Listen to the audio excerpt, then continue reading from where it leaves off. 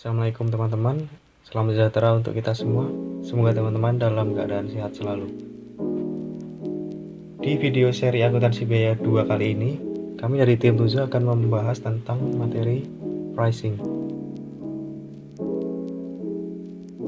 Perkenalkan, nama saya Asobri Abdianto, nomor absen 5 dari kelas 447. Sebelumnya, perkenalkan saya memperkenalkan diri. Saya Farah Zaki, nomor urut 9 dari kelas 447. Perkenalkan, nama saya Monica Maria, nomor absen 16. Jadi apa itu pricing? Pricing merupakan suatu cara untuk menetapkan suatu harga pada sebuah produk. Materi pricing di akuntansi biaya 2 ini masih ada kaitannya dengan materi pada mata kuliah mikroekonomi yang sudah kita dapat di semester sebelumnya. Dalam mikroekonomi, pada pasar persaingan sempurna, harga akan terbentuk dengan sendirinya sesuai dengan titik equilibrium atau titik keseimbangan pada garis permintaan atau demand dan penawaran atau supply. Semakin sebuah pasar itu tidak sempurna, maka penjual akan semakin bebas dalam menetapkan harga. Nah, selanjutnya, coba teman-teman perhatikan gambar tersebut. Pasti teman-teman sudah tidak asing dengan gambar tersebut. Gambar tersebut menunjukkan perpotongan antara supply and demand, yaitu titik equilibrium yang menentukan harga dan kuantitas. Pada gambar tersebut, ketika perusahaan dan pelanggan bertemu di titik equilibrium atau titik keseimbangan tadi, maka harga itu sudah terbentuk. Tetapi ketika perusahaan menggunakan market based, maka perusahaan akan mempertimbangkan faktor eksternal seperti kompetitor. Selain itu, juga terdapat non-cost factor seperti regulasi pemerintah. Sedangkan jika menggunakan cost based, maka perusahaan akan menggunakan cost plus pricing dan target cost, sehingga perusahaan akan melakukan monopoli. Dari penjelasan tersebut, dapat kita simpulkan bahwa dalam pricing di akuntansi biaya 2 ini terdapat dua metode untuk menentukan pricing. Metode yang pertama yaitu adalah market based. Pada metode market based, pricing ditentukan melalui harga di pasaran. Jadi, untuk menentukan harga atau pricing, kita melihat faktor penentuan harga dari kompetitor atau pesaing. Jadi kita terorientasi pada penentuan price atau harga di pasar. Untuk metode yang kedua, yaitu adalah metode cost based. Nah, di metode cost based ini sebaliknya kita malah fokus untuk menekan biaya atau cost yang akan kita keluarkan untuk memproduksi dan untuk menentukan harga jual dari produk suatu perusahaan. Faktor yang mempengaruhi pembentukan harga ada 3, atau dapat kita permudah untuk mengingatnya yaitu 3C. Yang pertama, customer atau pelanggan. Yang kedua, kompetitor atau pesaing. Yang ketiga, cost atau biaya.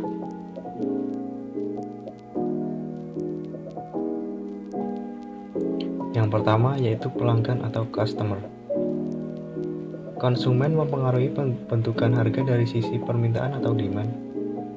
Karena permintaan dapat menentukan berapa barang yang laku terjual pada harga tertentu.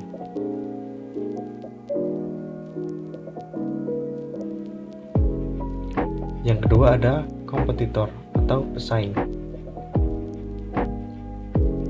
Kompetitor juga mempengaruhi pembentukan harga melalui tindakannya.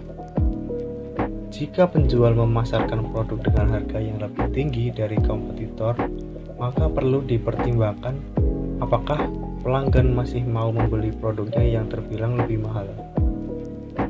Namun, jika penjual memasarkan produk dengan harga yang lebih rendah, perlu juga dipertimbangkan apakah seluruh biaya produksi itu sudah tertutupi atau malah belum.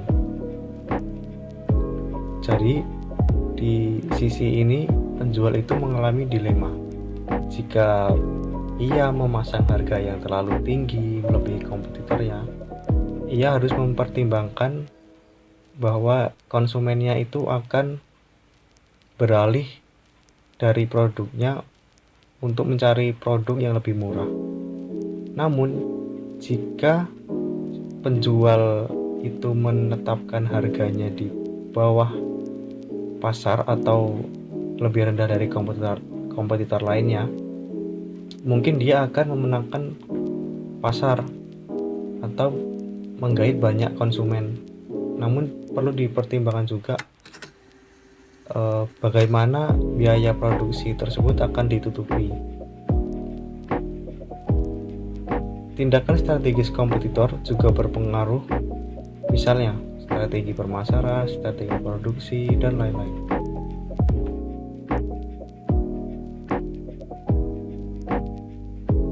Yang ketiga ada cost atau biaya.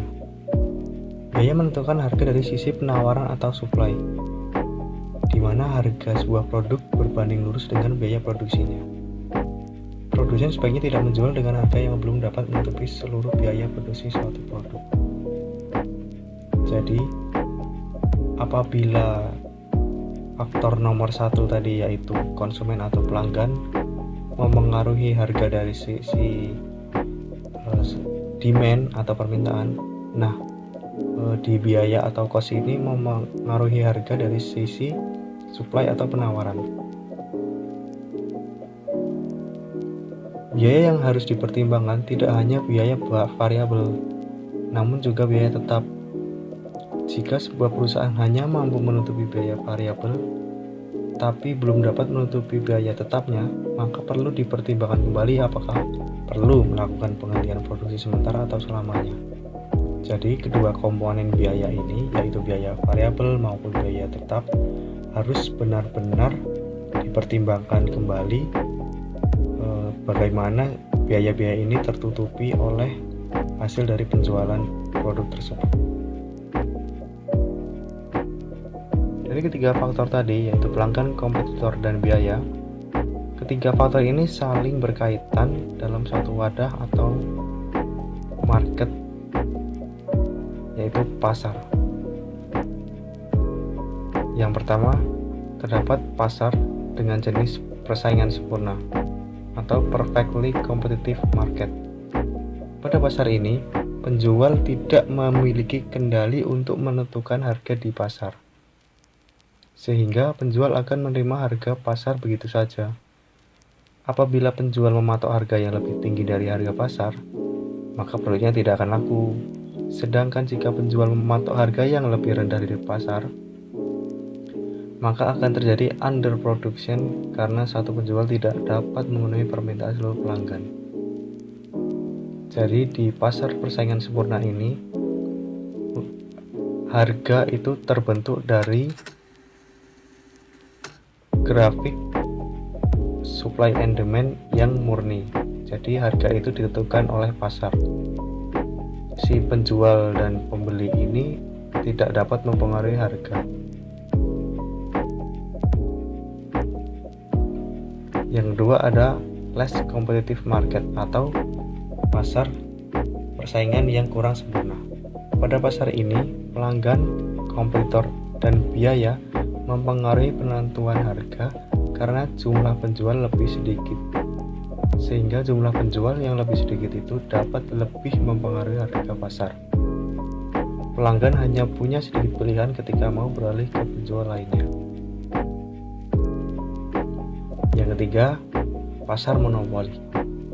Dalam pasar ini hanya terdapat satu penjual, sehingga harga lebih dapat dikendalikan dengan bebas oleh penjual tanpa mempertimbangkan kompetitor. Pelanggan pun juga tidak memiliki pilihan penjual lain, sehingga akan mengikuti harga yang ditawarkan oleh penjual. Selanjutnya yaitu konsep dasar long run pricing. Long run pricing atau penetapan harga jangka panjang adalah keputusan yang strategis. Long run pricing sendiri bertujuan untuk membangun hubungan jangka panjang dengan pelanggan.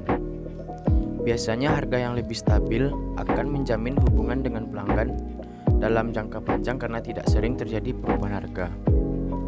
Dari penjelasan ini dapat disimpulkan, long run pricing sendiri ditentukan berdasarkan harga yang stabil dan bisa diprediksi.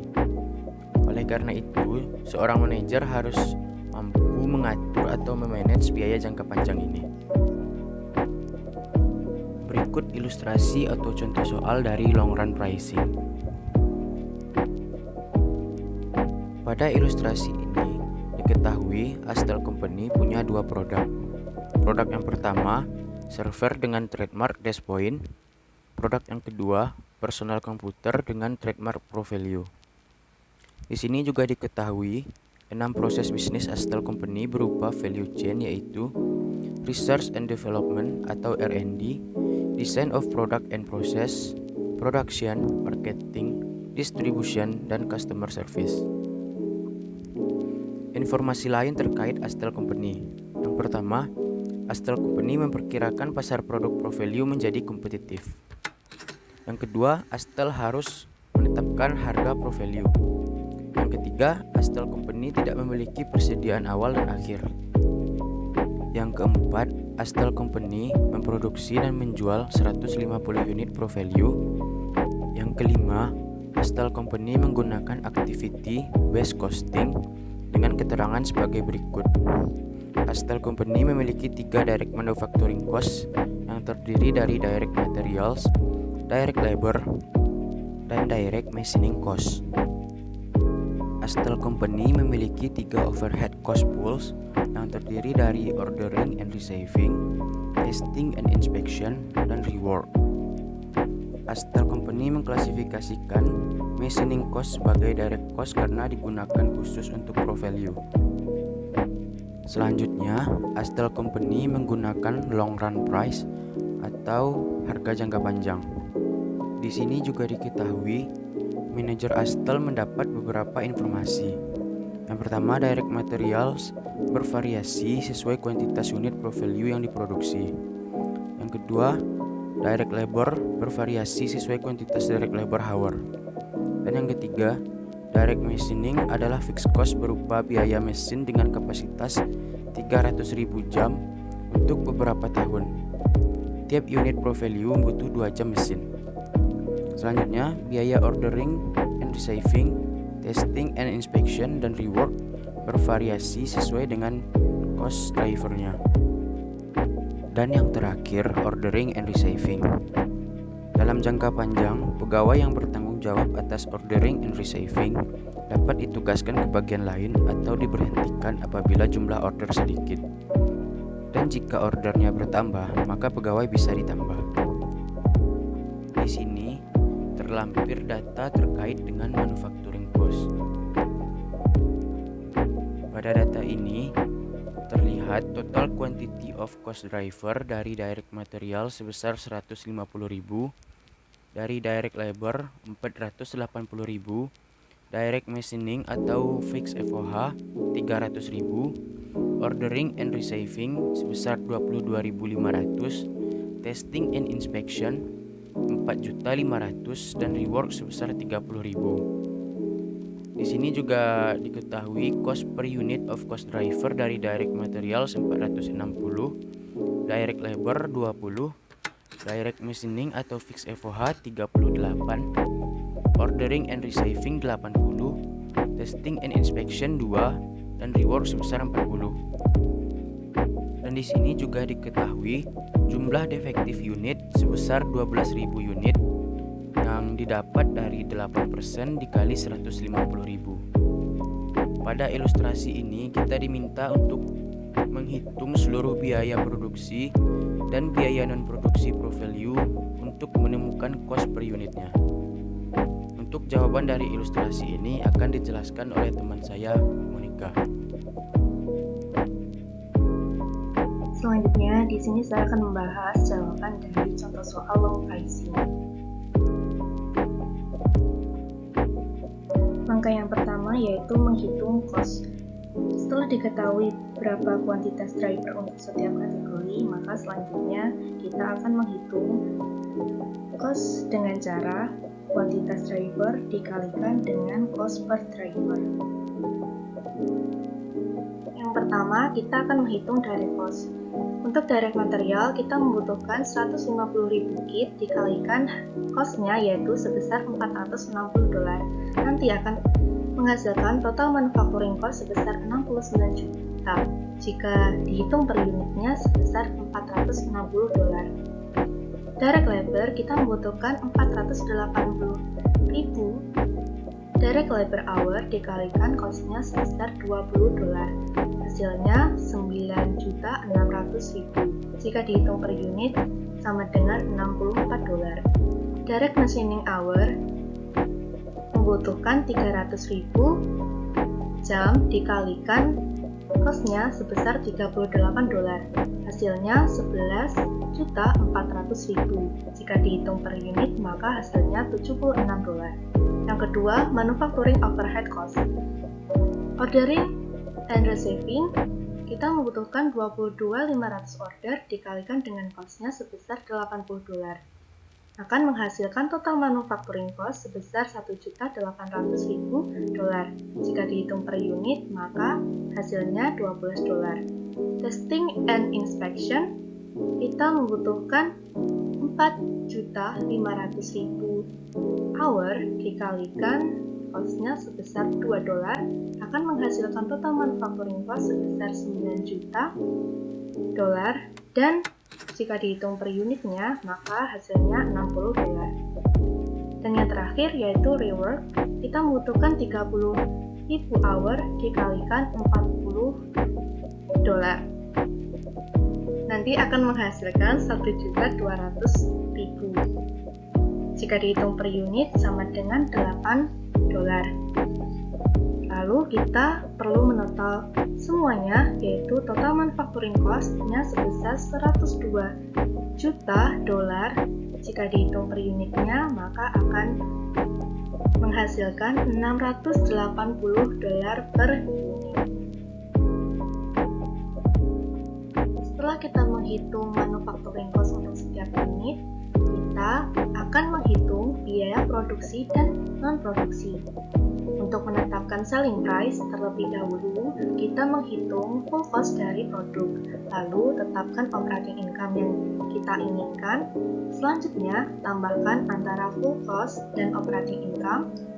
Hasilnya nanti yang akan menjadi selling price untuk produk tersebut.